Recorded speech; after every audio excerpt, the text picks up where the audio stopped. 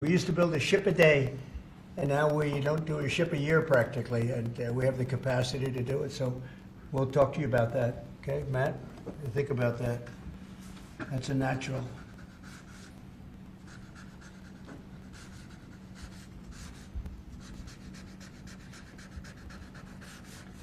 Okay, shipbuilding. That's a good one. Okay, thank you. Thank you, sir. The next executive order relates to defense procurement. Our current defense procurement process has been criticized by many folks on both sides of the aisle as being too slow to adapt to new and changing technologies, not delivering the sorts of weapons and systems that our warfighters need in order to compete on the battlefields of the future. So with this executive order, we're going to be modernizing the procurement structure that the Department of Defense uses to allow it to more quickly adapt to changing circumstances around the world. And we're also going to be launching a review of existing procurement programs to ensure that we're getting value for the money and to ensure that we're getting the best possible systems in the field. And which are currently horrible. I tell you, they're horrible. That process is ridiculous, what they do. They get the highest price and not even good-looking equipment, and we're changing it. We're going to change it to the best. So this is very, very important.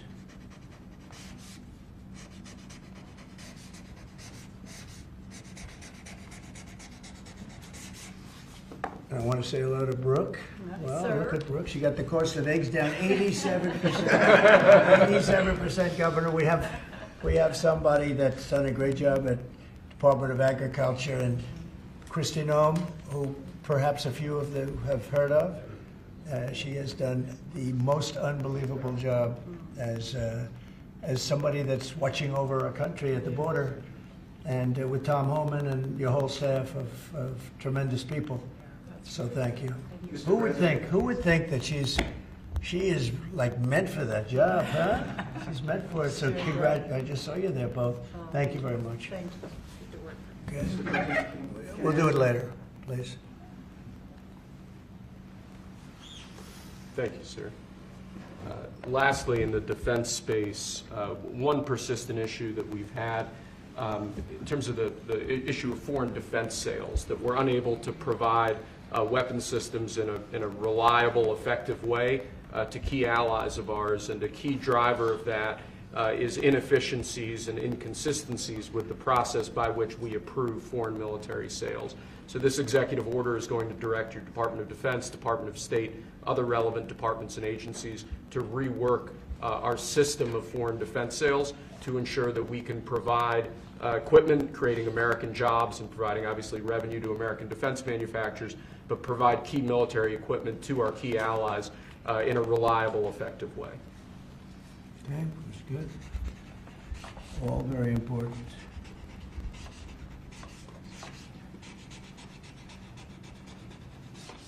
Okay?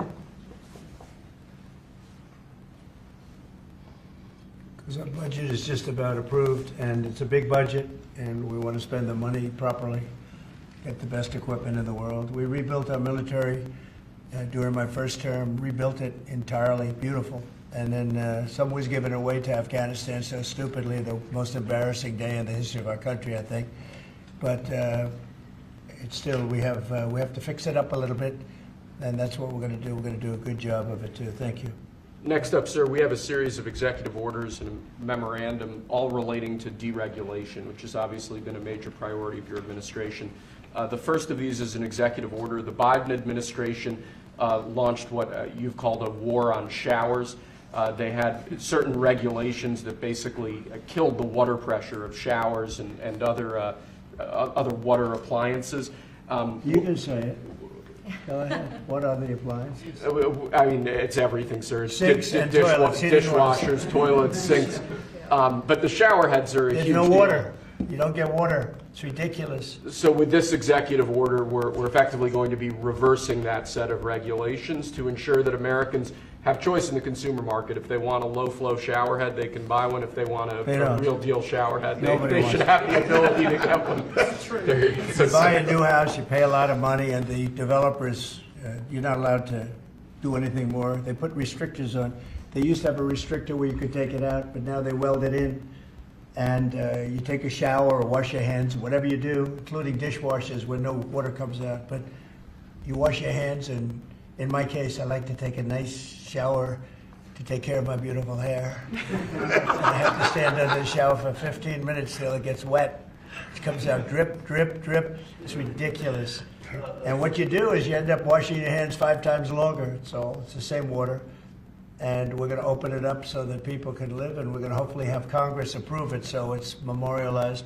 We're going to try and get all of these things, including straws, a little thing like straws. We did straws a month ago, where the paper straws were melting, they were dissolving, they weren't working well, and we went back to the plastic straws. We're going to get Congress to memorialize just about everything we've done here, because most of it's common sense. But the water is horrible. When you go into anytime you see a new faucet, you know it's going to be a long wash of the hands. And so we're changing. It's a big deal. I did it in the first administration. Biden came in his first week, and he had no idea what he was doing, but somebody told him to do it. In his first week, he put the restrictions on all the bathroom utilities. Even in areas that have so much water, they don't know what to do with it. You see those areas all the time with the flooding. So we're doing that, and we're going to get all of the things that you've seen. I think we set a record. We're up to almost 200 and 500 amendments. Nobody's ever done that. We're going to get them approved by Congress so they're memorialized. And we look forward to doing that. Very important. And Congress is going to start working on it as soon as we get the big, beautiful deal done. The big, beautiful deal is important. The biggest tax cuts in the history of our country, that's important.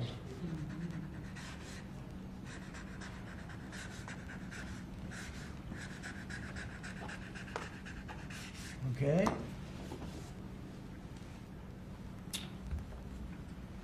Okay, is that okay? Good. It's a 10. You're taking a good shower. It's amazing. We rate the signatures. That was a 10, that's why. This is another executive order relating to deregulation, sir. There are a lot of regulations on the books that either promote monopoly directly or prevent new market entrants from entering into a given market. The net effect of that is very negative for consumers. So what this executive order is going to do is direct your departments and agencies to work with the FTC, with the Attorney General, with the Department of Justice, to ensure that the regulations we have on the books don't function as anti-competitive barriers to new market entrants. The net effect of all of that is going to hopefully be market forces that redound to the benefit of consumers and ordinary Americans as opposed to monopolistic businesses. I said yesterday, he was a great, great student at Harvard before it went bad. It's gone really bad. Now they're teaching their students mathematics, basic mathematics. Can you believe it? So what does that mean? They're allowing people in that can't add 2 and 2? What's going on at Harvard? I went to law school there, sir, and it was pretty liberal when I was there, but it's gone way off the deep end in recent years. I don't know if you read that. They're teaching them basic mathematics, people that got accepted to Harvard. How come they got accepted if they don't have mathematics? And we're holding back $8 billion. Can we believe? We give Harvard $8 billion. And we're holding back Columbia. We're holding back a lot of the schools because they were woke. And they've hurt a lot of people. Okay? Thank you. Thank you, sir. Okay. There are a large number of regulations on the books. These are regulations that are currently in effect that we believe blatantly violate the law, blatantly violate Supreme Court precedent that otherwise are just blatantly illegal. So what this presidential memorandum does basically just directs the heads of your departments and agencies to follow the law and to cease enforcing regulations that are blatantly illegal or unconstitutional. It's a big deal.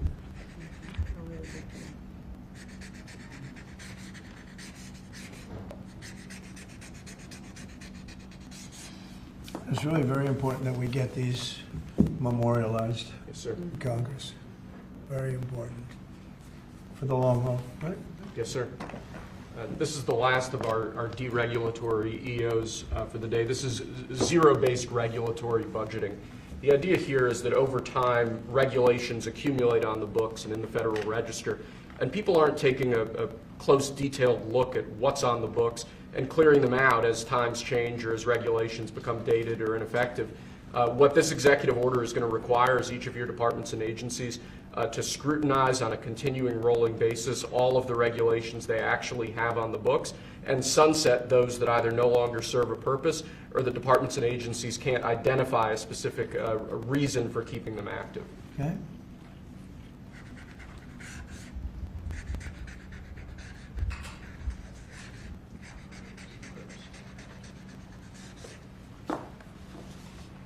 Okay.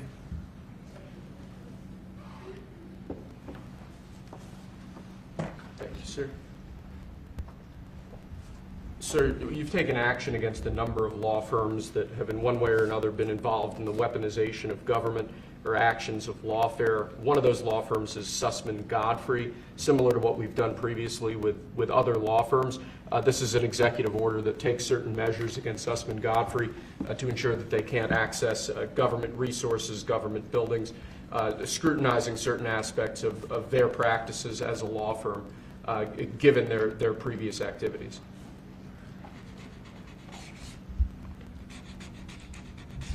And we signed with many law firms, the ones that we thought were inappropriate, and they've all agreed to pay $100 million.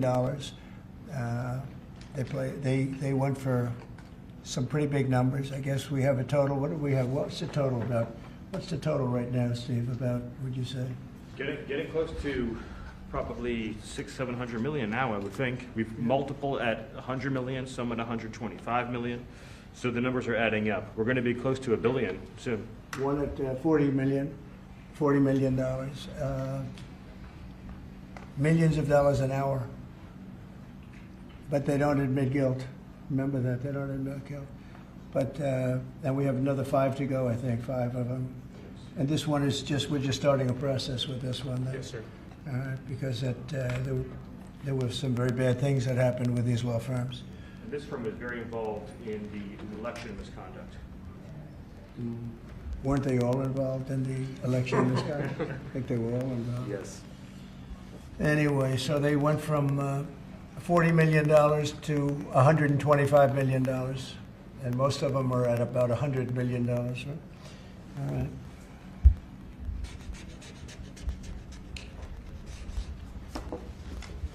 Thank you. Thank you, sir. The next presidential memorandum we have for you relates to Miles Taylor. You may recall that Miles Taylor served in the Department of Homeland Security during your previous administration. In his capacity with the Department of Homeland Security, he leaked classified information. He wrote a book under the pseudonym Anonymous, making outrageous claims both about your administration and about others in it. What this presidential memorandum is going to do, one, it's going to strip any active clearance that he has in light of his past activities involving classified information. It's also going to order the Department of Justice to investigate his activities to see what else might come up in that context, given his egregious behavior during your previous administration. And I had no idea who this guy was. I had no idea. I saw him on CNN, or one of them, I guess CNN, a lot. He'd be on all the time, saying that the president is the president. I had no idea. It's like, you know, in this office you have a lot of young people, and they're here. I'll see him for 2 minutes, and I assume he was in the office, but I barely remember him. It was somebody that went out and wrote a book and said all sorts of terrible things that were all lies, and it was like he was this gentleman or that gentleman, like I dealt with him all the time. I had no idea who this guy. I said, who the hell is Miles Taylor? And he made a living on going on CNN talking about the president. And I think what he did, he wrote a book, Anonymous, said all sorts of lies and bad things. And I think it's like a traitor. It's like spying. He walks into the office. He's supposed to be sitting here. A lot of people, you know, I'll be here and there'll be 20 people standing in the room. There'll be oftentimes young people in the office. I assume he was one of them at least. But I didn't know anything about him. And he wrote a book, Anonymous, and I always thought it was terrible. And Now we have a chance to find out whether or not it was terrible. But it was a work of fiction. Got a lot of publicity, got himself a nice job with CNN or one of them. And I think we have to do something about it. You can't have that happen. If that happens to other presidents, it wouldn't be sustainable for other presidents. They seem to be able to sustain. But if that happened to other presidents, I mean, it's just unfair. And if it was a Democrat president, I'd say that's a terrible thing. A thing like that can happen. That's a terrible thing. And it's time to find out whether or not somebody can do that. Can they write a book about very confidential meetings, and because they happen to be one of a lot of people in a room, and they go out and write a book, and worse than that, call it anonymous, like it's a big deal, and everybody's saying, who is it, who is it, who is it? Then it was found out who he was a long time later, and he got a lot of publicity off that one. He's like a promoter. But we're going to find out whether or not somebody's allowed to do that. I think it's a very important case, and I think he's guilty of treason, if you want to know the truth. But we'll find out. And I assume we're recommending this to the Department of Justice. Yes, sir.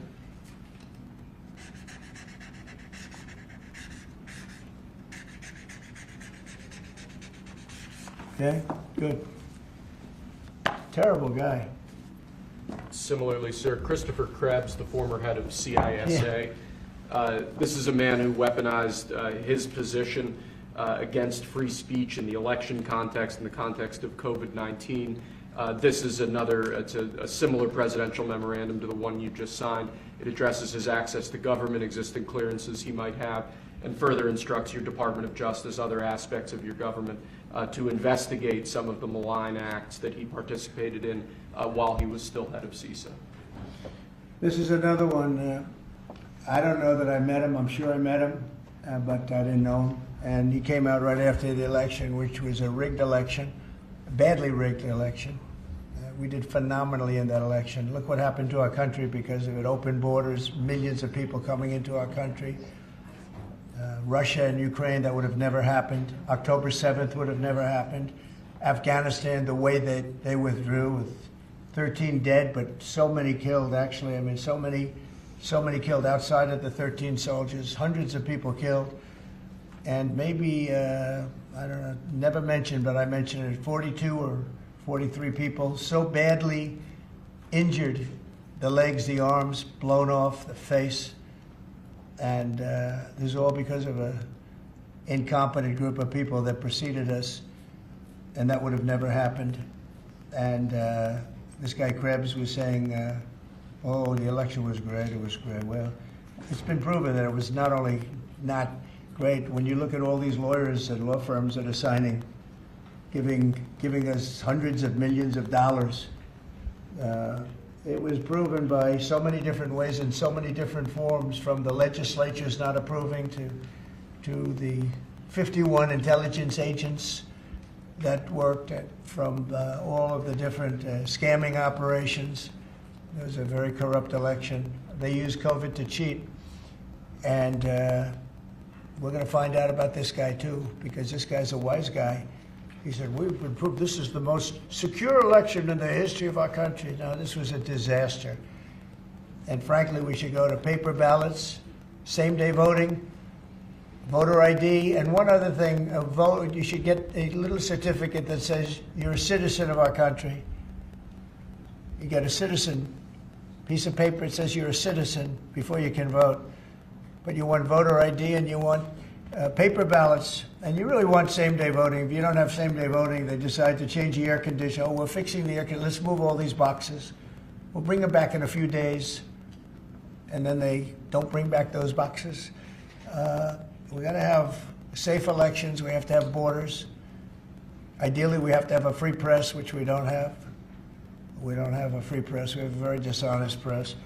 This is an honor. We're going to find out whether or not he was right. This was a disgraceful election, and this guy sat back saying, well, I'm a member, or like he's a Republican or something, and almost right from the beginning. And he's tried to make the case that this election was a safe election. I think he said, this is the safest election we've ever had.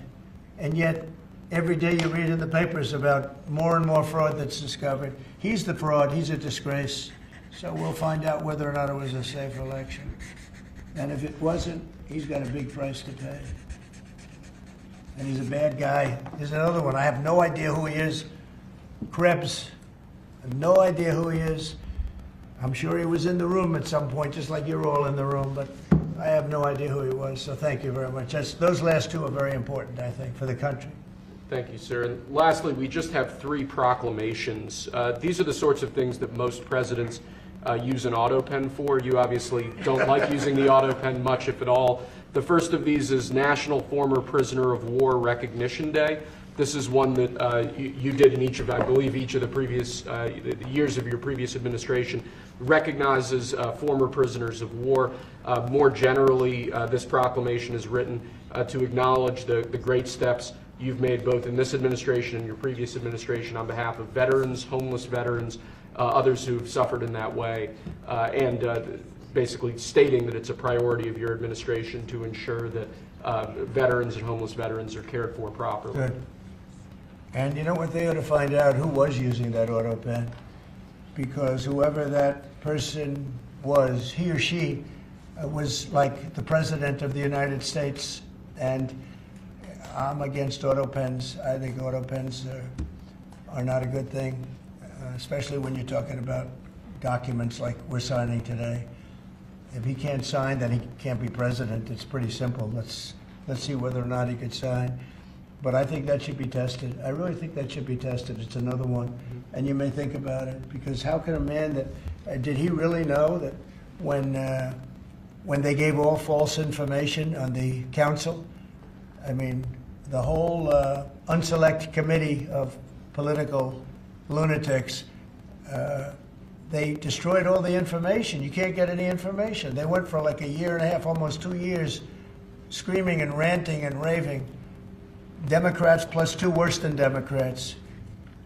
You had Cheney, Liz Cheney, and crying Adam Kinzinger. Crying Adam. Every time I looked at him, he was crying. The guy was a crier. But you can't do that. You just can't do that. So we're going to find out a lot. I think we're going to find out a lot. These last 3 or 4 have been they've been very, very interesting. We'll see what happens. Sir. But I don't think a president should be allowed to use an auto pen when they're signing very, important legislation. I think a president should sign it, not use an auto pen. And we're going to find out whether or not he knew what the hell he was doing. I'm sure at this point he'll say, I signed it. They'll tell him what to say. But to give pardons to people that destroyed all the information. If you destroyed information on a civil case, just a civil case, not a criminal case, a civil case, they put you in jail for that. And they found out that Pelosi was the one that was in charge of the security of the Capitol, and she knew all about it, and she admitted her guilt to her daughter, who was a movie documentary person. I'm sure her daughter's not too happy about that. I'm sure Crazy Nancy's not too happy. But we found out all the things, everything. And we go for the information. Sir, we've destroyed all of that information.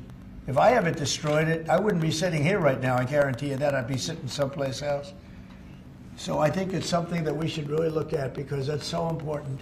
The whole concept of an auto pen, because whoever's, auto pens are run by somebody. Whoever ran the auto pen was President of the United States, and I would be willing to bet that Biden didn't know, probably didn't know anything about any of it. Very dangerous, very dangerous. So you're going to check that out, right? Yes, please? sir. We're working on it right now, sir. This is just another proclamation, sir, declaring National Crime Victims' Rights Week. You've obviously made it a major priority of your administration to track down and at times deport criminals who have committed violence on our streets, who have victimized so many people. This is an annual proclamation that hopefully gets Americans to remember that when crimes occur, there are real victims, there are real people who are affected, and there are people who suffer as a result. Okay, it's very important. Thank you. I just want to add, so we're working very hard with Democrats, the governor, with Matt Hall, with a lot of transportation, Sean, and all of the people trying to keep Selfridge Air Force Base open, strong, thriving, and I think we're going to be successful, Governor. I think we'll be very successful. That we've gotten some good feedback from Pete Hegseth and Department of Defense, and they're talking about F-16s, they're talking about F-35s, you know, et cetera. That we're going to. It's a great piece of property. It's a great location, and it's a great state. So I think we're going to come back with a very good answer. We're also working on a certain fish that's taken over a beautiful lake called Michigan, right? And that's a tough one. That's a tough one. It's very. Do you want to just talk about that? Sure, Mr. President. Yeah. First of all, I want to thank you for caring so much about Michigan. We've been working a long time. We couldn't get Joe Biden to do anything about either one of these issues, particularly Selfridge Air Force Base. It'll be critical to Michigan's economy and our security when you're able to deliver us another mission there. But on the Asian carp, you know, for years, when Obama was there, we could never get anyone to do anything about this invasive species that's going to destroy our Great Lakes. You know how important recreational fishing and so much of that is to our state.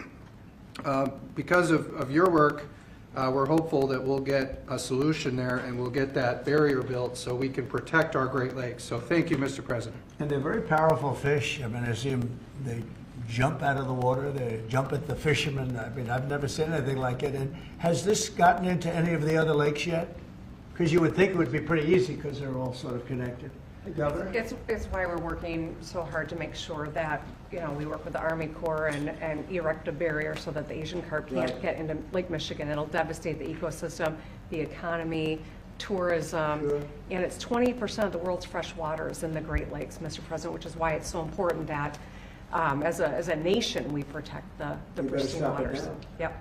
And, you know, all of a sudden, I assume the lakes are all interconnected, right?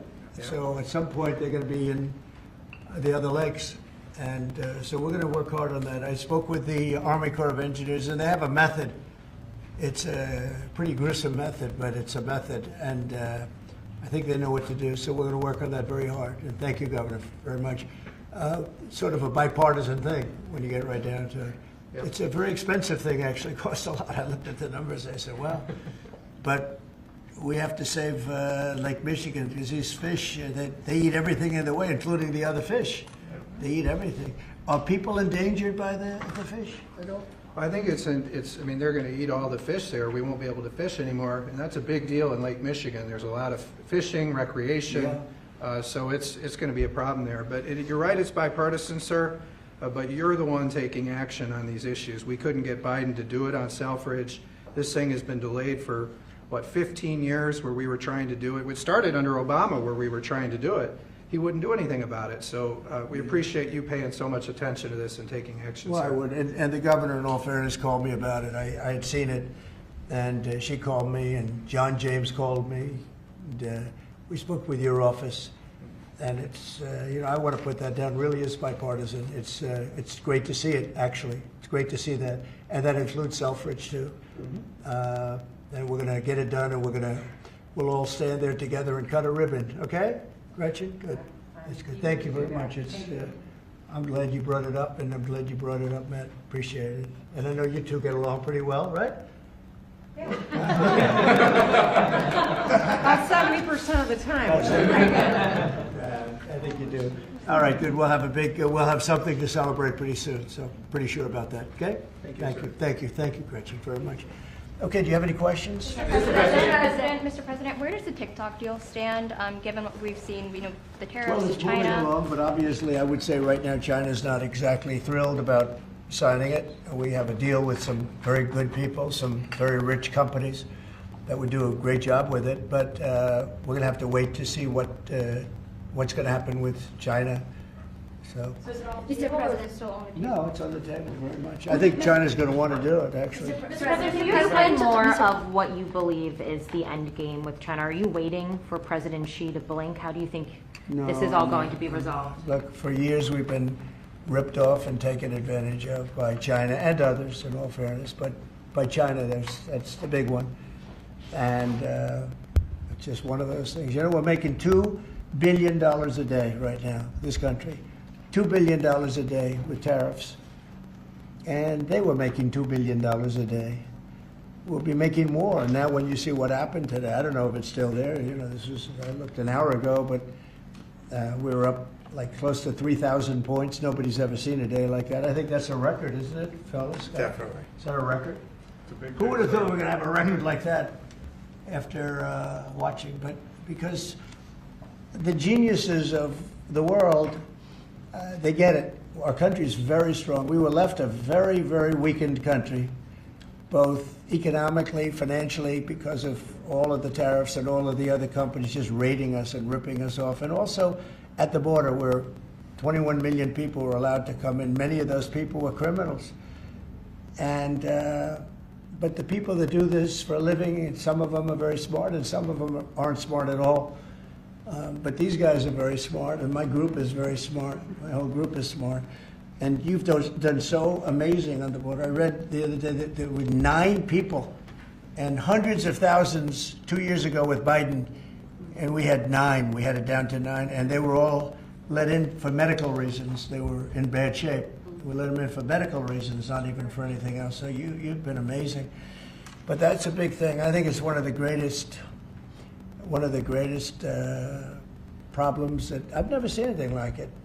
Open borders. The whole world was emptied out. Prisons from all over the world, from the Congo in Africa, from Africa to Asia, a lot in South America, but it wasn't just South America. Prisons emptied out. And I said it outside with the drivers before, but El Salvador has been amazing, that job that the president's done. He's coming to see me next week, and we look forward to that. But that's really been amazing. Yes? Mr. President, the EU also announced increases in tariffs today. Why not That's treat... bad timing for them. That's bad timing. Why not They treat said government They didn't put them in. No, they threatened Oh, them, I but they think picked a later date, which our expectation is it's going to be later still. Okay, I'm glad that they held back. So you were watching the market. If this was the strategy all along to bring them to the table, why did you instruct or advise, or maybe they did it on their own, some of your top aides to say this is not a negotiation, to hold the line, that they were going to hold the line, that you were not going to change Well, your a lot mind? of times it's not a negotiation until it is, and that happens. And, you know, I said outside that you have to have flexibility to do it right, and that's what we have. We brought everybody to the table, and it may not be a negotiation. It may not last. I mean, you know, things may be asked that I think are not fair to us. Look, we've been ripped off by essentially everybody for 35 years. This is not just a new thing. And Roger Penske just left. He's a great gentleman, great man, actually. And he said no other president would have had the guts to do this. And I believe that's right. They wouldn't have done it. They should have done this a long time ago. A long time ago they should have done it. I started it with China. I took in hundreds of billions of dollars in tariffs and taxes from China in my first term. And we had the greatest economy. We were up 88% on the stock market. That was the greatest ever in the history of our country. But it had to be done. It's something that had to be done. Mr. President, thank you so much. Which countries will be negotiating first? Do you have any criteria? Because, for example, Brazil and the UK, they do not have deficits with the US. They have a surplus. They do not have a surplus. They have deficits with the US. So what is the criteria? And also, would you consider talking or meeting with Xi Jinping? No, sure. He's a friend of mine. I like him. President Xi, I like him. I respect him. But they haven't treated our country right. Sure, I'd meet with him. On the other countries, we have Japan is here, and South Korea is here, and others are here, and we're trying to see them. It's, from what I hear, it's much more than 75. I said 75 plus. So many. It's everybody wants to make a deal, actually, and you know we want to do what's right for our country. We also want to do what's right for the world. The world is important. I mean, you know, it's the world, right? And I think we're going to make a lot of people very happy. And I think investing in the United States of America will be the greatest investment that anybody's ever made. Mr. President, we still expect to see the sectoral tariffs, so the pharmaceuticals, steel. Is that something you're still considering moving forward Yeah, with? well, I will be because we want them coming back. You know, we realized during COVID that we don't make our drugs and or pharmaceuticals in this country. So I realized that, and it was a big realization. We had to go to China to get drugs. We had to go to other places. I won't even mention the names, but we had to go to other places. We don't make it, and that's because we let them leave. And now if they want to come back, we're going to put tariffs on the pharmaceutical companies, and they're going to all want to come back. They're going to come back. I'm not going to pay them any money like Biden with the chip deal. That chip deal was horrible. They give billions and billions of dollars to chip companies. All they have is money. They have so much money, and they give billions of dollars, and they're just going to keep the money. They're not going to spend it. And the only thing that's going to bring them back is you say, we have a barrier. You have to pay 50% or 100% or 200%. And if they have to pay that, they're going to say, we're not going to pay that. We're going to build here. And that's what happened. We're the biggest, most prestigious chip company in the world, spending $200 to $300 billion. Think of that, $1 billion to build essentially one massive plant. It'll be one of the largest plants in the world. And we're going to get them very quickly. We're going to get them energy. We're going to get them the electricity they need and the energy that they need. And it'll be approved by Lee Zeldin, a total professional. And it'll be approved very quickly. And they'll get their zoning very quickly. They'll have everything done in a matter of months. Thank you, sir. You've procured a record amount of private sector investments since your election, $7 trillion. You talked about the importance of all that. Can you talk about how these investments will have a positive impact on families who felt like the previous economy left them behind, and why your executive orders on coal yesterday is so important given the amount of manufacturing that you're ushering back in? Good, thank you. And which is correct. We have, I would say, more than $7 trillion now, right, of investment coming in. Apple is coming in for $500 billion alone. We have other companies coming in with massive numbers. We have car companies that are coming in. No, we've never seen anything like it. Maybe in the 1940s or 50s or something, but we've never seen anything like it. They had 3 plants canceled in Mexico. Not that we want to hurt Mexico, but we're for us. And that's what my job is. It's not to take care of other countries, but I want to help other countries as much as I can, but we have to take care of America first, and it's about America first. So we have many, many companies coming in that would have never come in if we didn't win the election and then put the tariffs on. And they're coming in because when they build in the United States, there are no tariffs. You don't have to pay any tariffs. So instead of paying 30, 40, 50% or 25%, but it could go a lot higher in some of the industries. So we have steel mills right now that are raging. The steel industry was gone. If I didn't put the tariffs on steel, because China was dumping massive amounts of steel in my first term, and I put tariffs on it, I saved the steel industry, but now it's going to thrive, maybe like never before. I mean, if you go back to U.S. Steel from 90 years ago, it was incredible. It was the #1 company in the world for a long time. That's why we don't want to see it go to Japan. And we love Japan, but U.S. Steel was a very special company. We don't want it to go to Japan or any other place. So we're working with them, and I don't know if they need any money now. I'll be honest with you, they hit gold. They hit gold because if you look at it, they have such orders for steel now. It's incredible. What's going on in our country is incredible with respect to plants. So we lost 90,000 plants and factories from the beginning of NAFTA, the worst trade deal ever made in the history of this world, but certainly in the history of trade. There's never been a worse trade deal. We were able to cancel that. We had to get approval from Congress. It was like a disastrous curse because you had to go to Congress to get it terminated. You couldn't just terminate it because it was a bad deal.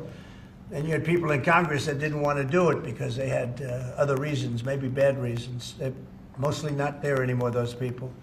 But it's amazing what's happened. I appreciate that question because it's incredible.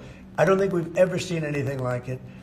$7 trillion, and it's much more than that because these are places that we know. $7 trillion is unheard of. I never looked at the Biden numbers, but you could go a whole year and it was peanuts. Everybody was leaving. They weren't coming in, they were leaving. And that means jobs are leaving. And so we're not playing games. We're going to make this country greater than ever before. Thank you for that question. Mr. President, it seems that For the China's past made few some. Let her just do that. Oh, yeah, Okay. absolutely. Thanks. For the past few days, we've heard from this administration no pause. Was this idea of doing a pause, did that just come about this morning? Can you tell us exactly what came into consideration for you and your advisors? For a period of time, I wouldn't say this morning. Over the last few days, I've been thinking about it. I've been dealing with Scott, with Howard, with some other people that are very professional. And I think it probably came together early this morning, fairly early this morning. Just wrote it up. We didn't have the use of, we didn't have access to lawyers, or we just wrote it up from our hearts, right? It was written from the heart. And I think it was well written too, but it was written from the heart. It was written as something that I think was very positive for the world and for us. And we don't want to hurt countries that don't need to be hurt. And they all want to negotiate. The only problem is, you can only do so many at one time. It's like, we want to do it right. We want to get it right. We want to take care of them, but we have to take care of our country. So, but this was something certainly we've been talking about for a period of time, and we decided to pull the trigger. And we did it today, and we're happy about it. I didn't know it would have that kind of an impact, but it's, I think they have the biggest increase in the history of the stock market. That's pretty good. You're almost, if you keep going, you're going to be back to where it was 4 weeks ago. But it was a sick market 4 weeks ago, because the trade was sick. It was only a question of time. I don't blame the tariffs. I think the tariffs just sort of magnified what was happening. It was sick. Biden allowed these people to get away with murder. Biden allowed China to just take advantage of us. We had like $1 trillion deficit with China, $1 trillion deficit. So that was going to only be a matter of time. I think the tariffs brought it out faster, and they magnified the problem. But I think this was a problem that existed far beyond tariffs. This was a systemic problem, and we're going to cure that problem. And maybe to a large extent we have, because we've revealed it, and we've revealed it very strongly. Yes, sir, please. Thank you, Mr. President. So it seems China's made some serious missteps here in these negotiations, and Secretary Besson said earlier you may have goaded them into a tough position here. I'm wondering, are you in a way putting together a coalition against China in terms of trade here? No. Well, China, look, they're very capable, and I don't blame China for what happened. I blame the people sitting right at this desk, right behind this desk, or another desk. You get your choice of 7. I happen to pick the Resolute. But I blame the people sitting behind in this chair, behind this desk, for being stupid, incompetent, or not having courage. This should have been done years ago. This should have been done before Obama, in all fairness. Not only Biden, Obama. It should have been done many years ago. This started with the World Trade Organization, which was owned by China. It was owned and paid for by China. They didn't even have to do things. They considered them a nation that was undeveloped. They said they were a developing nation. Well, we're a developing nation too, if you think about it. Look at our inner cities. Look at what's happened. I think we're starting from ground zero there, right? So we're a developing nation too. No, I don't. I know it's a lot of people take heat for saying it, but I blame the people sitting at this desk more than I blame China. If China can get away with what they got away with taking hundreds of billions and trillions of dollars right out of our pocket, because our people here were stupid. They were stupid people.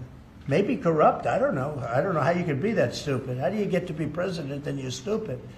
But they certainly weren't courageous, and they allowed this to happen. And with Japan and with many other countries that took advantage of us. I mean, we had deficits with almost every country.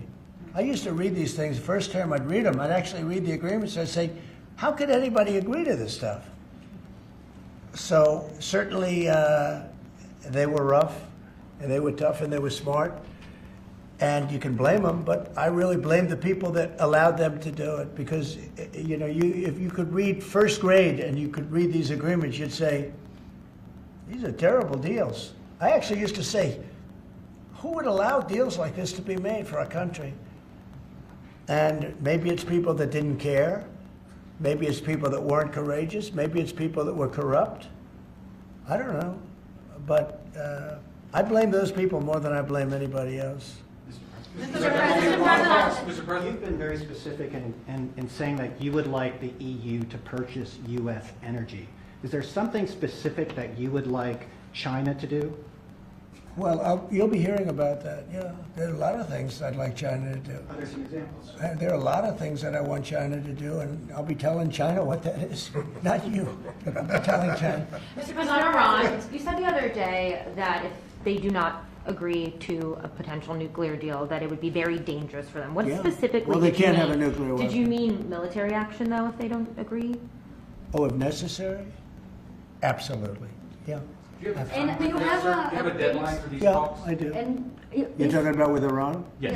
Yeah, I They're saying do. it's not Do you want the something best definitive this weekend, or do you see this as the start of a process? It's a start. Do you have a timeline? We have a little time, but we don't have much time, Who is starting the because we're not going to let them have a nuclear weapon. Is Can't it let them all have a going to nuclear be weapon. there, Mr. President? And we're going to let them thrive. I want them to thrive. I want Iran to be great.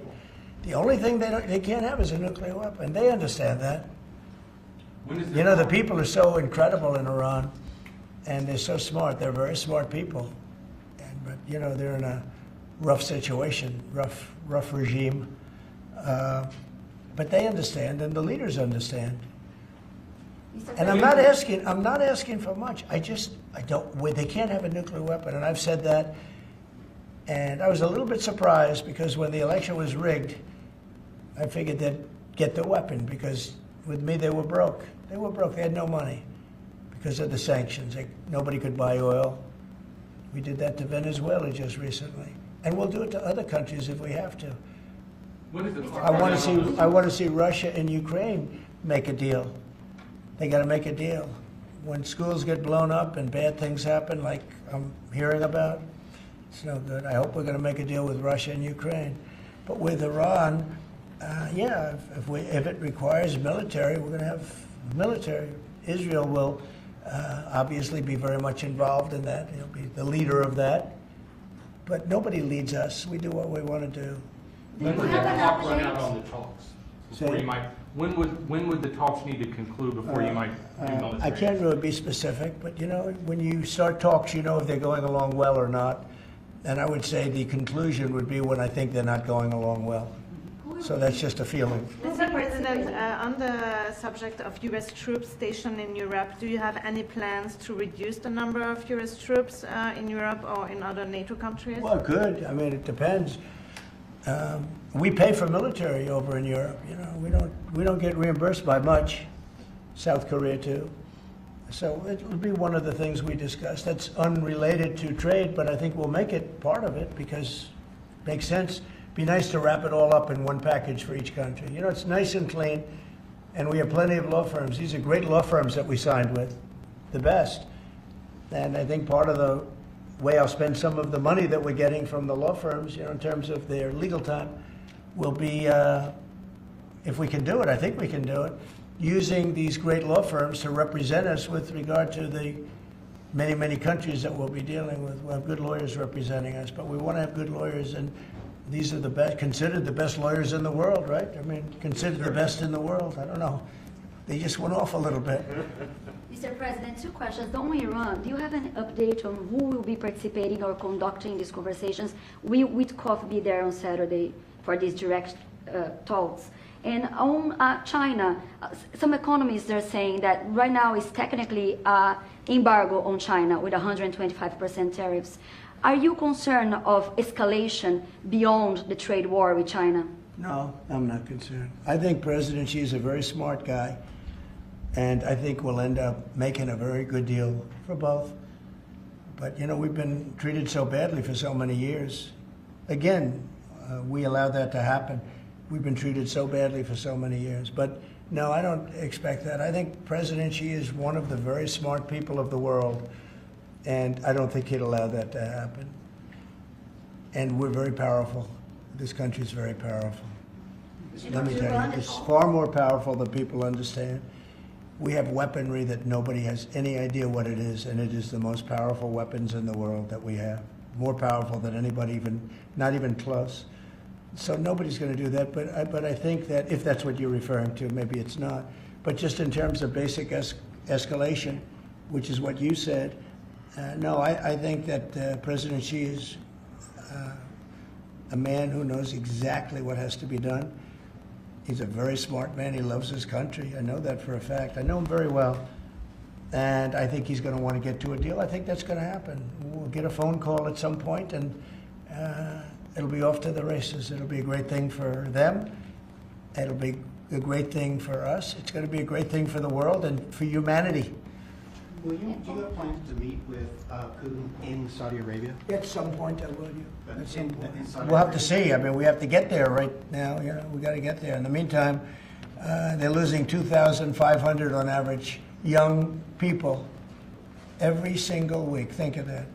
2,500 people a week. It's not even conceivable. We got to get there fast. Do you think Say a couple of more. Yes. you have to increase tariffs on China even more before they come to the table or give you a I phone call? can't imagine it. No, I can't imagine. I don't think so. I don't think I'll have to do it. I don't think we'll have to do it more. We calculated it very carefully. By the way, when you hear 100, a lot of people charge much more than that. Canada charges much more than that to our farmers, our dairy farmers. Many, many people charge much more than 100 or 125 in this case. But I don't, it's still a significant number. I don't see that again. On the investigations. Yeah, please. Yeah, Mr. President. So do you think some of your tariff critics would prefer, to see the United States go through turmoil than to actually see it succeed just because they are your policies? You mean just leave the tariffs the way they are now and just relax, right? Some Yeah. people have said that. Look, again, we're making, it'll be soon, much more than $2 billion a day. That's not the worst thing that I've ever heard. So, yeah, some people say that. But, we look at the other side, too. I think as the United States, we have an obligation to look also at the other side. We want what's good for everyone. I mean, it's America first, but we also want to make sure there's a world that can live happily and all of that. And so, this is the way I look. No, but there are people that say, look, where we are now, I've been in worse positions in my life than making $2 billion a day plus, right? It's really plus. Thank you very much, everybody. Thank you, Press. Thank you, Press. Head it out. Thank you. The markets are what really changed your mind when it came to putting The a stop markets on right these now tariffs? are extremely good. Thank you. Thank you. Thank you, Press. Thank you. Head it out. Thanks, guys.